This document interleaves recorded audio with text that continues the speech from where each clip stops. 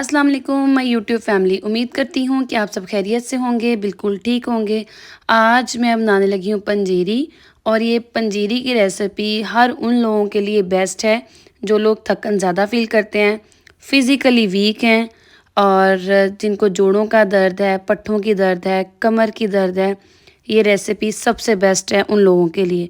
और इसके अलावा छोटे बच्चों के लिए सबसे अच्छी है ये, क्योंकि छोटे बच्चे जो हैं हमारे ज़्यादा जंक फूड को प्रेफ़र करते हैं। उनको जंक फूड की बजाय ये दें, उनकी इम्यूनिटी भी बूस्टअप होगी, और खाने का भी उनको मज़ा आएगा, और ताकत भी उनके जिस्म में ज़्यादा होगी। चलें जी, इसको बनाना स्टार्ट करते हैं। 2 कप मैंने यहाँ पे काजू लिए हैं, और 2 कप मैंने यहाँ पे बादाम लिए हैं, और इनको मैं ड्राई रोस्ट कर रही हूँ। सिर्फ़ आपने इनका हल्का सा कलर ही चेंज करना है, और इनकी जो नमी है वो हमने बस ख़त्म करनी है। और इसको ज़्यादा आपने ब्राउन नहीं करना, बस हल्का सा रोस्ट आपने करना है। अब मैंने यहाँ पे फूल मखाने लिए हैं, 100 ग्राम मैंने फूल मखाने लिए हैं। फूल मखाने जो हैं कैल्शियम से भरपूर होते हैं, और ये जोड़ों की दर्द, कमर के दर्द के लिए सबसे बेहतर हैं। और इनको भी हल्का सा हमने ड्राई रोस्ट करना है, और 100 ग्राम क्वांटिटी मैंने इसकी ली है। 2 कप ही यहाँ पे मैंने अखरोट लिए हैं, और इनको भी मैं ड्राई रोस्ट कर लूँगी। और ज़्यादा आपने इनको फ्राई नहीं करना, सिर्फ हमने हल्का हल्का सा इसको रोस्ट करना है। अब यहाँ पे मैंने 4 मगज़ लिए हैं, और ये आपको पंसार की दुकान से इजीली मिल जाएंगे। और इनको भी मैंने हल्का सा ड्राई रोस्ट करना है। और ये आप चेक करके लीजिएगा, क्योंकि ये कड़वे कड़वे होते हैं थोड़े से। अगर ये थोड़ा सा पुराना हो जाए तो इनका टेस्ट जो है वो थोड़ा सा कड़वा कड़वा हो जाता है। तो आपने चेक करके लेने हैं, ये कड़वे नहीं होने चाहिए, क्योंकि फिर आपकी पंजीरी में भी टेस्ट अच्छा नहीं आएगा। अब यहाँ पे मैंने आधा किलो खजूरें ली हैं, 2 कप यहाँ पे काजू है, 2 कप बादाम है, 1 कप मेवा है, 1 कप 4 मगज़ हैं, 2 कप यहाँ पे अखरोट हैं, और 100 ग्राम मैंने यहाँ फूल मखाने लिए हैं। इसके अलावा आप कमरकस भी ऐड कर सकते हैं, और मैंने यहाँ पे गूंदे भी ऐड किए हैं। गूंदे जो मैंने 50 ग्राम लिए हैं। अब यहाँ पे इन सबको हमने ग्राइंड कर लेना है। जितने भी हमारे ड्राई फ्रूट्स हैं इनको हमने ग्राइंड कर लेना है, और इसको इस तरह से मैं एक जार में डालूँगी और ग्राइंड कर लूँगी। इसी तरह फूल मखानों को भी मैं ग्राइंड कर लूँगी, और बड़े इजीली ये ग्राइंड हो जाते हैं, और पाउडर फॉर्म में हमने इसको कर लेना है। खजूरें चूँकि ग्राइंड नहीं हो रही थी, तो इस तरह से मैंने एक चट्टू-बट्टा लिया है, और उसमें मैं इस तरह कूट लूँगी, और बिल्कुल हमने इनको बारीक पीस लेना है। और उसके बाद फिर हम मिक्स करेंगे तो ईज़िली मिक्स हो जाएंगी। अब यहाँ पे मैं ऐड करूँगी गूंदें। चारों गूंदें ये मैंने ली हैं 50 ग्राम, और इनको मैं ग्राइंड ग्राइंड करके पाउडर बना लूँगी। अब यहाँ पे मैंने लिए हैं भुने हुए चने मैंने लिए हैं, 250 ग्राम यहाँ पे मैंने चने लिए हैं, और ये 250 ग्राम 2 कप बनते हैं। और इनको भी ग्राइंड करके मैं पाउडर फॉर्म में कर लूँगी। अब यहाँ पे मैं लूँगी बेसन, और बेसन जो है वो भी मैं 2 कप ही लूँगी। और बेसन को अब मैं भून लूँगी अच्छी तरह, और देसी घी में इसको हमने भूनना है। और देसी घी जो है मैंने आधा किलो से ज़्यादा मैंने लिया, और खालिस देसी घी होना चाहिए।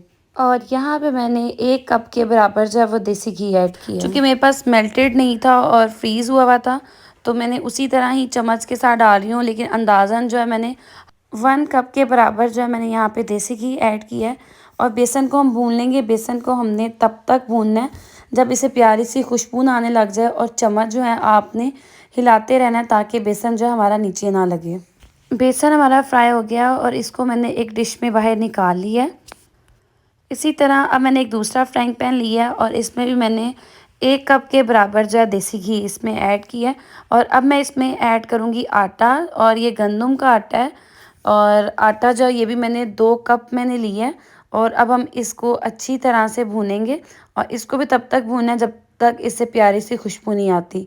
और चम्मच आपने हिलाते रहना, ताकि हमारा आटा जो है वो नीचे ना लगे। घी की क्वांटिटी मुझे कम लग रही थी, अब मैंने इसमें घी थोड़ा और ऐड किया।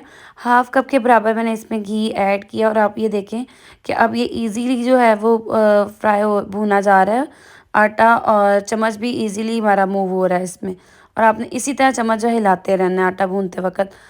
अब यहाँ पे आटा जो है हमारा मैं भून गया, और इसको मैं अब एक बर्तन में निकाल रही हूँ। अब मैं इसमें ऐड करूँगी भुने हुए चने। चूँकि चने जहाँ ऑलरेडी भुने हुए होते हैं, तो इसलिए जो है चनों को मैंने इसी तरह ऐड कर दिया है। अब मैं इसमें ऐड करूँगी ड्राई फ्रूट्स। जितने भी ड्राई फ्रूट्स थे जिनको मैंने ग्राइंड किया था वो मैं सारे एक बाउल में मैंने निकाल लिया था, वो सारा पाउडर मैं इसमें ऐड कर दूँगी। मेवा चूँकि ग्राइंड नहीं होता है इसलिए मेवा जो है आपने इस तरह साबुत मेवा ही आपने ऐड कर देना।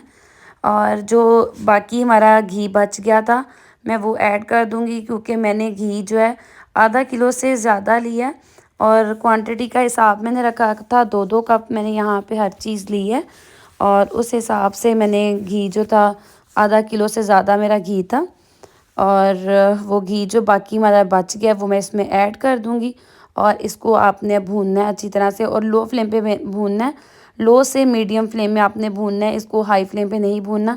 अदरवाइज़ ये हमारा जो जितना भी पंजीरी है सारी बर्तन में नीचे लग जाएगी और इसका टेस्ट ख़राब हो जाएगा। अब यहाँ पे हम ऐड करेंगे घी। और घी जो है चूँकि मेरे पास फ्रीज़ हुआ हुआ है, मेल्टेड नहीं है, तो इसको मैं आहिस्ता आहिस्ता थोड़ा थोड़ा करके मैं ऐड करूँगी ताकि घी जो है वो भी हीट के साथ जो है हमारा मेल्ट हो जाए। अब जो मैंने बेसन भूना था वो इस तरह मैंने एक परात में निकाल लिया था कि मुझे मिक्सिंग जो है एक परात में करनी थी। तो फिर मुझे याद आया कि नहीं अभी तो मैंने उनको सारी चीज़ों को मिक्स करना है और इसलिए मैं जो बेसन है उसमें ऐड कर रही हूँ। अब आपने मुसलसल जो है वो चम्मच हिलाते रहना है ताकि हमारी पंजीरी जो है वो नीचे ना लगे और जो घी है वो भी मेल्ट हो जाए। और आहिस्ता आहिस्ता जो हमारे ड्राई फ्रूट्स हैं और जो चने हैं वो भी हमारे मिक्स हो जाएं अच्छी तरह और उनका भी फ्लेवर जो है अच्छा आए मिक्स होके। तो अभी इस स्टेज तक मैंने इसमें शुगर जब वो ऐड नहीं की, इलायची मैंने ऐड नहीं की। और क्योंकि मैंने अभी इसमें से हाफ़ जो वो निकालनी है और उसमें मैं ऐड करूँगी सुकराल। वो लोग जिनको शुगर है या जो लोग जो है मोटापे से बचना चाहते हैं वो लोग इसमें चीनी ऐड करने से पहले इसको निकाल लें और उसमें आप स्टीविया ऐड कर सकते हैं, सुकराल ऐड कर सकते हैं। ये आप पे डिपेंड करता है, या आप इसी तरह खा सकते हैं क्योंकि इसमें इतनी चीनी की ज़रूरत नहीं होती। और मैं भी चीनी जो है वो कम क्वांटिटी में ही ऐड करूँगी, ज़्यादा क्वांटिटी में चीनी जो है वो ऐड नहीं करूँगी। अब यहाँ पे मैंने हाफ़ कप के बराबर चीनी ली है और उसमें मैंने 6 से 7 अदद जो इलायची हैं वो मैंने लिया और इनको मैंने ग्राइंड कर लिया।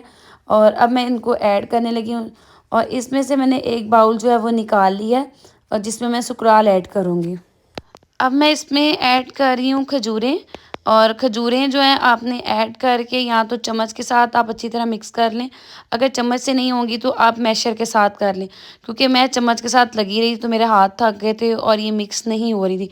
फिर मैंने अपने हस्बैंड को बुलाया कि मेरे मेरे तो हाथ थक गए हैं, तो ये मेरे से तो हैंडल नहीं हो रहा, तो इसको आप करें। तो फिर उन्होंने मैशर के साथ किया था तो खजूरें जो हैं वो अच्छी तरह से पंजीरी में मिक्स हो गई थी। इसी तरह आपने 10 मिनट तक जो लो फ्लेम पे इसको भूनते रहना है और ताकि इसका फ्लेवर जो है वो और ज़्यादा आए। और चम्मच जो है आपने हिलाते रहना चम्मच। अब यहाँ पे मैं करूँगी सुकराल ऐड।